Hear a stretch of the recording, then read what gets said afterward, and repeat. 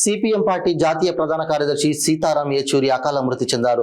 Communist ఉద్యమాలతో పాటు భారతదేశానికి తీరని లోటు అని సిపిఎం జిల్లా కార్యదర్శి జి వెంకటరామిరెడ్డి, సిపిఎం జిల్లా కార్యదర్శి కొండన్న తెలిపారు. నారాయణపేట జిల్లా కేంద్రంలోని అంబేద్కర్ చౌరస్తాలో కామ్రేడ్ సీతారాం యేచూరి చిత్రపటానికి పూలమాలలు వేసి నివాళులర్పించారు. జాతీయ, అంతర్జాతీయ పరిస్థితులను నిశితంగా పరిశీలన చేసి తగిన పరిష్కారాలు చూపేవారని, నేపాల్ కమ్యూనిస్టు ఉద్యమం కూడా తన సలహాలను, సూచనలను తీసుకుందని తెలిపారు. నిప్పు లాంటి మనిషి, కమ్యూనిస్టు యోధుడి మరణం చాలా బాధాకరమని అన్నారు. శ్రద్ధాంజలి ఘటించిన వారిలో సిపిఎం జిల్లా కార్యదర్శి వర్గ సభ్యులు గోపాల్, బాలరాం, జిల్లా నాయకులు కాశప్ప, శివకుమార్, మహేష్ కుమార్ గౌడ్, సిపిఐ జిల్లా నాయకులు వెంకటేష్ తదితరులు పాల్గొన్నారు.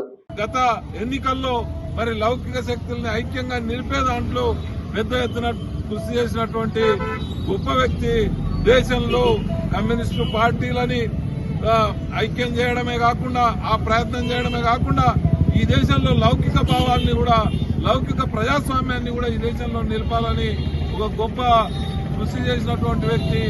ఈరోజు నిజంగా మనం ఒక మహనీయుల్ని, ఒక గొప్ప వ్యక్తిని కోల్పోవడం అనేది చాలా తీర్చలేని లోటుగా ప్రస్తుతం అయితే కనిపిస్తా ఉంది. మరి ఈ లోటు కూడాలనంటే మరి చాలా ఇబ్బందితో కూడుకున్న పనిగా నేను భావిస్తా ఉన్నాను. మరి ఇట్లాంటి గొప్ప నాయకులు మనం ఆదర్శంగా తీసుకోవాలి. మరి వాళ్ళు పూర్తిగా తన జీవితాన్ని, సర్వస్వాన్ని కమ్యూనిస్టు ఉద్యమం కొరకే మరి తన జీవిత సర్వస్వాన్ని దాని కొరకు పాటుపడినటువంటి వ్యక్తి అని చెప్పి మనం ఈ సందర్భంగా గుర్తు చేసుకుంటూ వారి ఆశయాల్ని మనం పట్టుదలగా ముందుకు కొనసాగించాల్సిన అవసరం ఉంది.